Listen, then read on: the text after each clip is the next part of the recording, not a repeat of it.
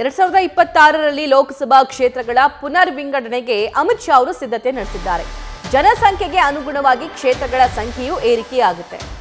ಈಗ 543 ಲೋಕಸಭಾ ಕ್ಷೇತ್ರಗಳ ಸಂಖ್ಯೆ ಇದ್ದಿದ್ದು 753ಕ್ಕೆ ಏರಿಕೆಯಾಗುವಂತ ಸಾಧ್ಯತೆ ಇದೆ.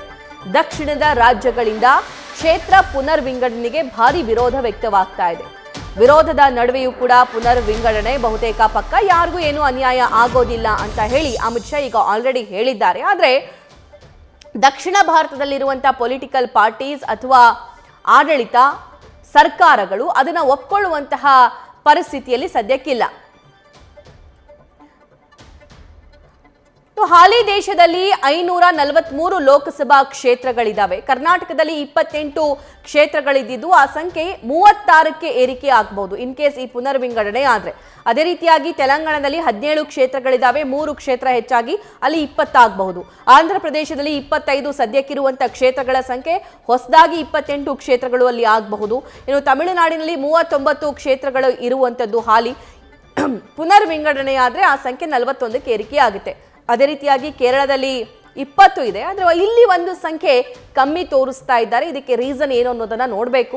ಇನ್ನು ಉತ್ತರ ಪ್ರದೇಶದಲ್ಲಿ 80 ಕ್ಷೇತ್ರಗಳಿದ್ದಾವೆ, ಆ 80ರಿಂದ 128 ಕ್ಷೇತ್ರಗಳವರೆಗೂ ಸಂಖ್ಯೆ ಏರಿಕೆಯಾಗಬಹುದು. ಬಿಹಾರದಲ್ಲಿ ಸದ್ಯಕ್ಕೆ 40 ಕ್ಷೇತ್ರಗಳಿದ್ದಾವೆ, ಅದು 70 ಆಗುವಂತಹ ಸಾಧ್ಯತೆ ಇದೆ ಆ ಸಂಖ್ಯೆ. ಮಧ್ಯಪ್ರದೇಶದಲ್ಲಿ 29 ಹಾಲಿ ಕ್ಷೇತ್ರಗಳ ಸಂಖ್ಯೆ ಇರುವಂಥದ್ದು, ಅದು 47ಕ್ಕೆ ಏರಿಕೆಯಾಗುತ್ತೆ. ಮಹಾರಾಷ್ಟ್ರದಲ್ಲಿ 48 ಲೋಕಸಭಾ ಕ್ಷೇತ್ರಗಳಿದ್ದಾವೆ, ಆದರೆ ಪುನರ್ ವಿಂಗಡಣೆ ಆದರೆ ಆ ಸಂಖ್ಯೆ 68ಕ್ಕೆ ಏರಿಕೆ ಆಗುತ್ತೆ.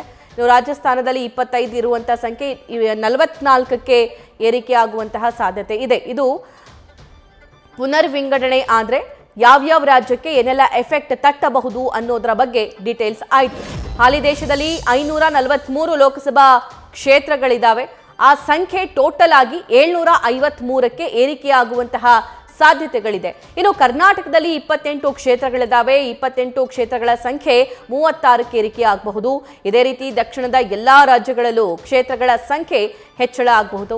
ದಕ್ಷಿಣಕ್ಕೆ ಹೋಲಿಸಿದ್ರೆ ಉತ್ತರದ ರಾಜ್ಯಗಳಲ್ಲಿ ಕ್ಷೇತ್ರಗಳ ಸಂಖ್ಯೆ ಹೆಚ್ಚಿದೆ. ಅಲ್ಲಿ UPಯಲ್ಲಿ ನೋಡಿದ್ವಿ, ಮಧ್ಯಪ್ರದೇಶದಲ್ಲಿ ನೋಡಿದ್ವಿ, ರಾಜಸ್ಥಾನ ನೋಡಿದ್ವಿ, ಮಹಾರಾಷ್ಟ್ರದಲ್ಲಿ ನೋಡಿದ್ವಿ. ಅಲ್ಲಿ ಸುಮಾರು 20ರಿಂದ 30, 40 ಕ್ಷೇತ್ರಗಳ ಸಂಖ್ಯೆ ಹೆಚ್ಚಾಗುವಂತಹ ಸಾಧ್ಯತೆಗಳು ಇದೆ.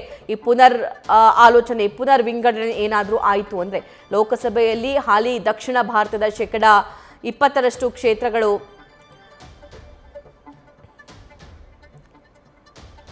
ದಕ್ಷಿಣ ಭಾರತದ ಕ್ಷೇತ್ರಗಳು 24% ಏರಿಕೆ ಆದರೆ, ಇನ್ನು ಪುನರ್ ವಿಂಗಡಣೆ ಬಳಿಕ ದಕ್ಷಿಣ ಭಾರತದ ಪಾಲು 19ಕ್ಕೆ ಕುಸಿಯುವಂತಹ ಸಾಧ್ಯತೆ ಇದೆ. ಇನ್ನು ಉತ್ತರ ಭಾರತದಲ್ಲಿ ಹೆಚ್ಚು ಕ್ಷೇತ್ರ ಗೆದ್ರೂ ಕೂಡ ಯಾವುದೇ ಪಕ್ಷಕ್ಕೆ ಬಹುಮತ ಇಲ್ಲ.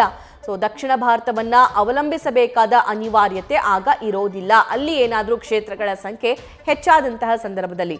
ಇದೇ ಕಾರಣಕ್ಕೆ ಕಾಂಗ್ರೆಸ್ ಹಾಗೂ ತಮಿಳುನಾಡಿನ DMK ಇದಕ್ಕೆ ವಿರೋಧವನ್ನ ವ್ಯಕ್ತಪಡಿಸ್ತಾ ಇರೋದು.